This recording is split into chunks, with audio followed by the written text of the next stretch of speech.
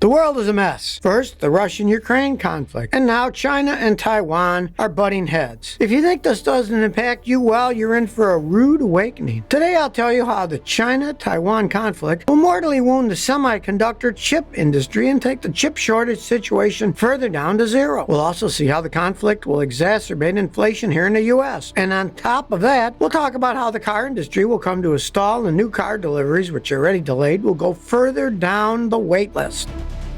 Things started heating up recently when U.S. House Speaker Nancy Pelosi announced she's visiting Taipei. This got China riled up. So why is China so mad? Let's look at Taiwan first. You might think it's just a small, innocuous island and nothing more. But here's the thing. Not many people know this, but Taiwan makes more than 90% of the world's most advanced semiconductors. Last year alone, Taiwan exported some $118 billion worth of chips. And that's despite the global chip shortage we've been seeing the last couple of years. The chip shortage, as of recent, has been mainly due to surging demand and also pandemic-related disruptions in production. Actually, the chip shortage has been one of the huge factors why new car production fell behind. And then Russia's invasion of Ukraine made the chip shortage even worse. Only recently, several analysts finally became hopeful that the shortage might end later this year, maybe next. But then the China-Taiwan conflict started brewing a few weeks ago. So now we might be headed back to square one. Let me explain. Let's start by looking at semiconductor chips themselves. Typically, chips are made out of silicon, and they're responsible for the control and memory functions in various products. I'm talking about everything from computers to smartphones to even microwaves and, of course, cars. In modern high-tech cars, semiconductors are needed for important functions like safety features, sensors, displays, power management, infotainment, power steering, and more. Modern electronics and computers just can't run without these chips. So you can see why any company or country that makes them is a powerful position to be in. But now, imagine a small area of land is responsible for most of the chip production in the world, and that is Taiwan. It's a bit smaller than 13,000 square miles. We're talking almost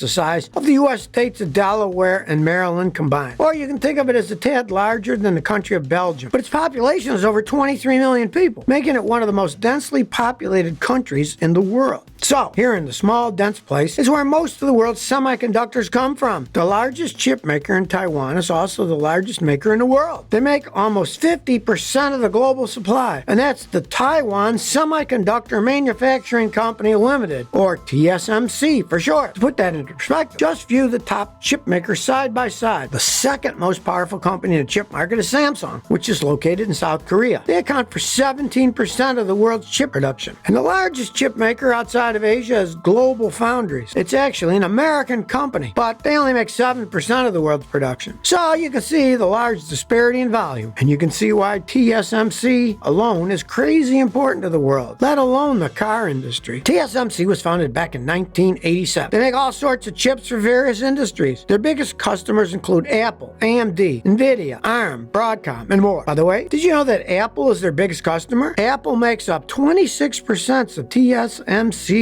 revenue. But recently, TSMC warned that if the already high tensions with China continue to escalate, TSMC operations could pretty much cease. According to current chairman of TSMC, Mark Liu, if China were to physically invade Taiwan, TSMC wouldn't be able to cooperate due to their reliance on the global supply chain. At the end of the day, human lives would be impacted, which is the biggest tragedy. But even if you personally don't care about that, what you do care about is your own convenience. No more chips mean no more new smartphones, computers, appliances, or cars in the near horizon. Or you'll have to use your devices longer before you can upgrade. This would be a bigger technology crisis than the shortage we've been seeing so far. Just consider the past 2 years. The chip shortage hobbled the car industry and caused major car companies like Ford, Volkswagen, Fiat, Chrysler, Toyota, and Nissan to scale back in production. Ford missed 1.25 million car sales last year. Volkswagen's production was 1.15 million less than planned. And GM, Toyota, and Stellantis also came up short in production, each by 1 million cars. Altogether, these car companies alone produced 5.5 million cars less than initially planned. And that's not counting the other car makers of the world.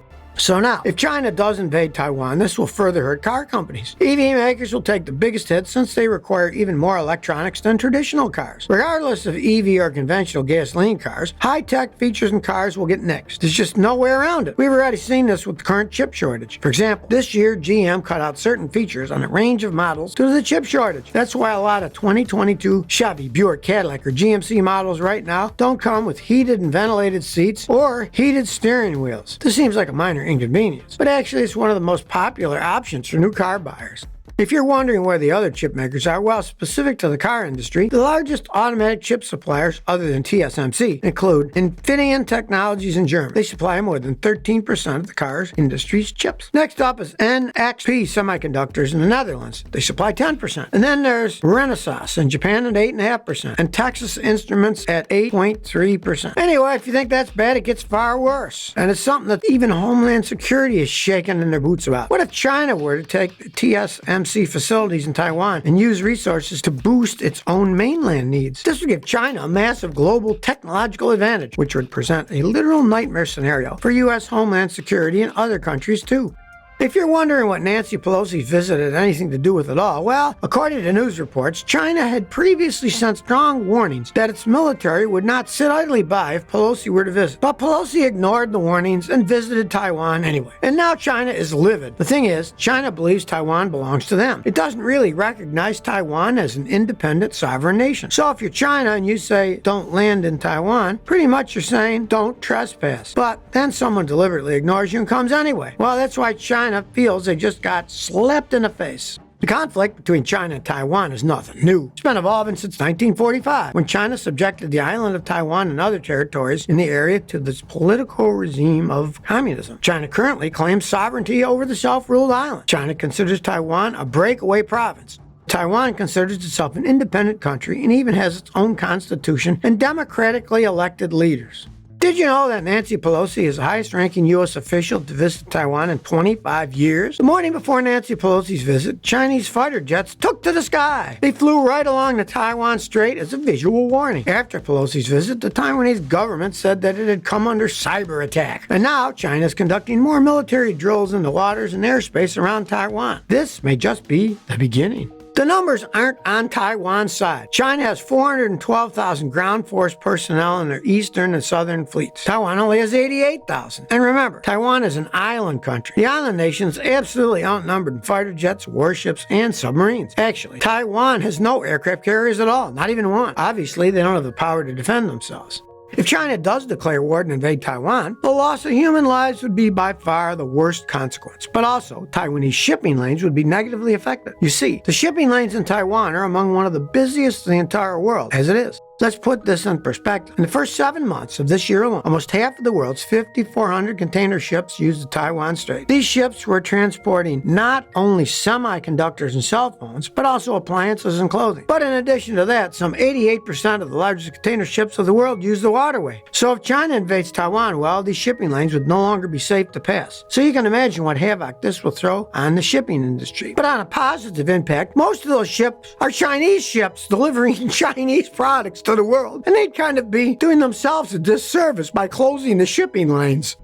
TSMC Chairman Mark Liu recently stated that war brings no winners. Everybody loses. He added that TSMC's manufacturing facilities are very sophisticated, and they depend on real-time connection with the outside world, especially with countries like Japan, the US, and those in Europe. TSMC depends on these countries for everything from chemicals to materials, spare parts, and even engineering software and diagnosis. Hopefully by now you can see why in our connected world, offshore conflicts like this no longer impact just local countries, but also impact everyone in the world, including you and me.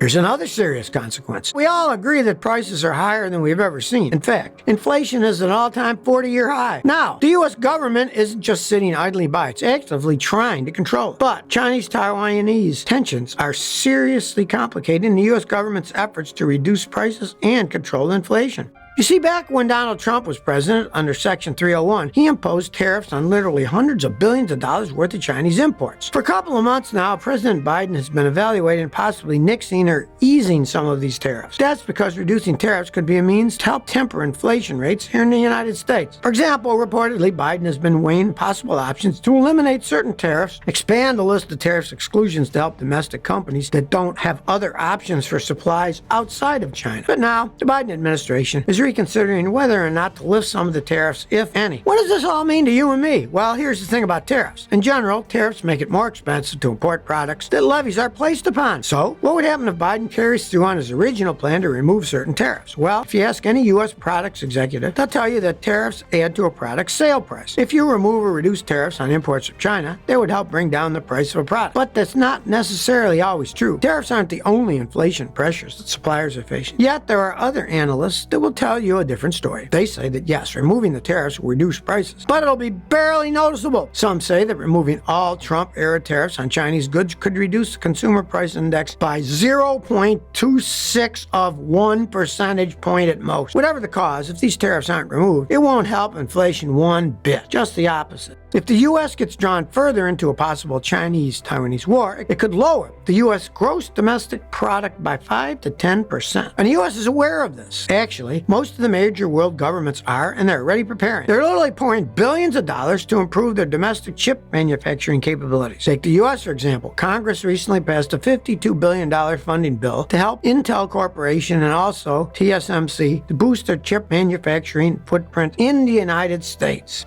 But China's not dumb either. They know how important Taiwan is to the world. And they know that any retaliation on their part will obviously have repercussions, be it sanctions and other consequences. Just think what happened to Russia when they invaded Ukraine. For the most part, the whole Western world turned against Russia and started supporting Ukraine. All eyes are on China now to see which card they will play. But now you tell me, do you think China will invade Taiwan? And do you even care? Please share your opinion by commenting below. If you like this video, please like, share, and subscribe. Thanks for your support.